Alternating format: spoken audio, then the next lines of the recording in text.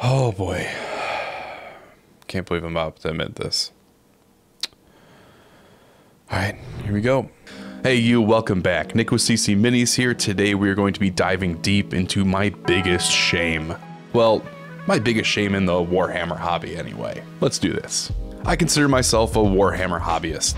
This channel, the one you're watching right now, is a Warhammer channel. I'm a Warhammer kind of guy. But the newest edition of the flagship Warhammer game has been out for nearly 2 years now, and I've only played 3 games of 40k. Okay, yes, I've played a lot of Age of Sigmar, which I love, but that's not really the same now, is it? But that is not my biggest hobby shame.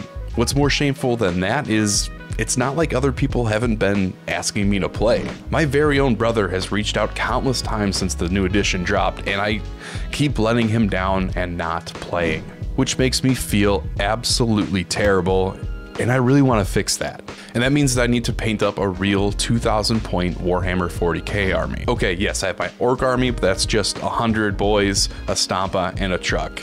And for some reason, 100 boys, a stompa, and a truck is not a full army. So I need to pivot and do an actual 40k army because this kit bashing converting for my orc army is just, it's taking me too long. I need something that's more elite that I can, knock out pretty quick. Luckily, like many of you, I have the last 2 launch boxes from 40k, Leviathan and Indomitus, which I'm sure I can make a full army out of. And I've built up the Space Marines, but I haven't really painted them yet. Why not? Well, I have been petrified, paralyzed, and scared to start them because of my real biggest hobby shame. This has taken me a long time to come to terms with, but I've finally been able to admit this to myself, and it's time for me to come clean to you. My favorite Space Marine chapter is the Ultramarines. Yes, the Ultramarines, the Blueberries, the poster boys, the Blue Power Rangers themselves. The chapter that everyone loves to hate, I am the most drawn to. Now you may think that I like them because they're the ones on all the official art, or they have the most lore, or the long list of sick, unique characters that can be used in the game itself. But no, it's none of that. The reason I like the Ultramarines so much is because of their logistics. I don't know how many of you have managed international projects before, but they are a pain in the ass. Time zones fuck with communications between stakeholders. Shipping from one country to another can be a nightmare in and of itself. And don't even get me started on dealing with other people's holiday structures. How many bank days do you need, Spain? Okay, yes, I realize that I'm just jealous of the freedom of my 0 guaranteed paternity, vacation, or sick leave here. But it's still frustrating. And hell, that's just the logistics you need to deal with on a single planet. The Ultramarines are doing this across the fucking galaxy. Okay, well, yes, across Ultramar and wherever they have a military presence. You can stop typing that actually comment, you fucking nerd. I'm very angry in this video. If a planet needs materials, they get delivered. If a successor chapter needs more supplies, no need to ask, they are on the way. If an alien species needs a Xenocide, don't worry about it, cavalry is about to arrive.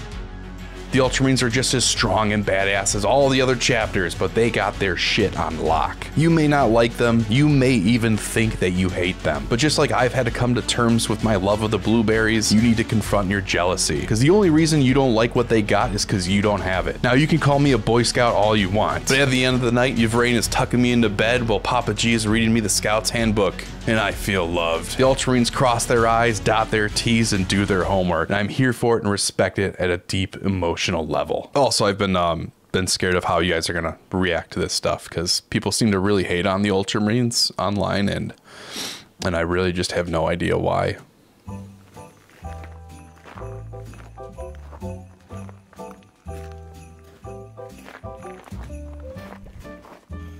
I'm coming to you from the cold burbs of Chicago to ask you to warm my heart by liking this video and subscribing if you want to see more like it. Turns out only like 10% of you actually subscribe here, so how about you and I make a deal? If you help me get to 40,000 subscribers, I'll do a true 24-hour challenge. Whether that be building and painting a Knight Titan in a day, or maybe even doing a whole army. Let me know your thoughts in the comments below, and let's get back to the video. Alright, so how do we start a Warhammer army? Well, I have the 2 most recent 40k starter boxes, and the Marines from these are all built, a handful are primed, and some are painted, but not consistently. Like these intercessors are an assortment of different chapters. This Outrider was from a diorama that I accidentally broke when I dropped it. And these Blade Guard veterans are painted up like Black Templars, which was the chapter that I thought I was gonna do, but I don't know, I just could never really get into them. I am very happy with how these turn out paint job wise, but I ain't that sentimental, and I'm not opposed to painting over these if they are good enough to include in a 2,000 point list. And this is where I could really use your help. See, all these models that you see here before me only comes out to like 1,500 points.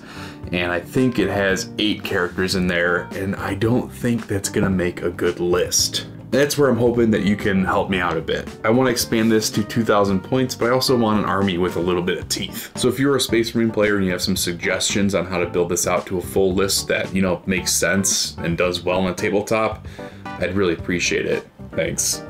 We don't have a full list yet, but that doesn't mean we can't get started on figuring out a paint scheme. So let's play with how we can get these blue boys all dolled up. This is a new airbrush, well, at least new to me. This one comes from a company called Gallery that are known for their more cost-effective airbrush options. I'm still getting my bearings with this and like it so far, but I'll really put it to the test when I end up painting this full army, and we'll see if it's something I really want to recommend. Full disclosure, they sent it over to me for free, but no money has changed hands. And I'm using this airbrush to lay down several different base colors on these models. I'm trying to figure out what this first dark base color should be that we'll end up zenithaling on top of with an ultramarine blue. And we have a couple different options for this, 3 of which are just basic dark blues of different shades. And the last one being dark plum. The reason for this is ultramarine blue is on the redder side of the blue gamut, so having a little bit of red showing through in the shadows might look kind of nice. It might give our blue a little bit of funk. But we'll have to go through the process to really know for sure if this is a good option or not. Then I zenithaled each and every intercessor up with a pure ultramarine blue from Procryl. And yeah, you can definitely tell that the dark plum is doing something in the shadows. It's something reddish, something pretty exciting that I think we're gonna carry over into the main paint job. That being said though, the zenithal with the ultramarine blue is a little too bright for my taste.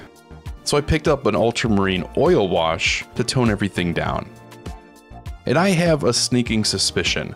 I know a lot of people complain that oil washes make things look dirty and grungy and all that, but I think that's because people typically use black or brown oil washes instead of oil washes that are closer to the hue of the paint that they're applying it to.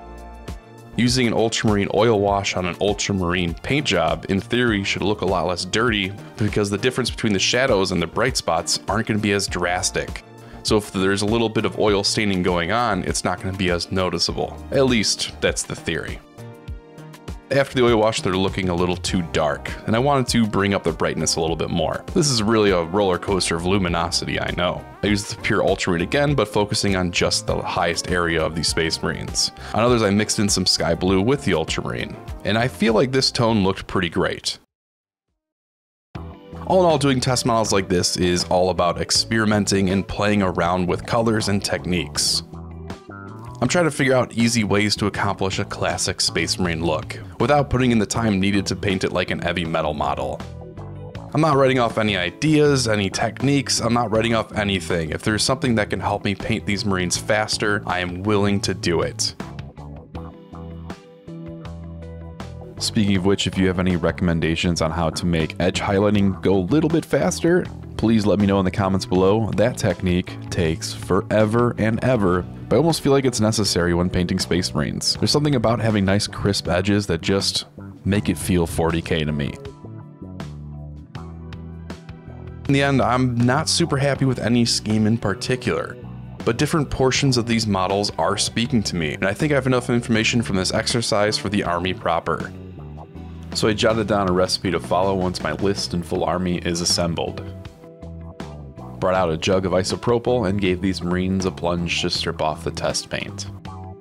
These models can be refreshed. They'll have their final coat on them soon enough, because it's finally time for me to get back to my brother and schedule a game of 40K. Thanks so much for watching and for going on this journey of confronting my hobby shame with me. If you want to watch a video on me desperately trying not to get shamed on the internet, you can check that out right here. Huge thank you to my patrons for making these videos possible. Until next time, y'all, stay happy and take care. Peace.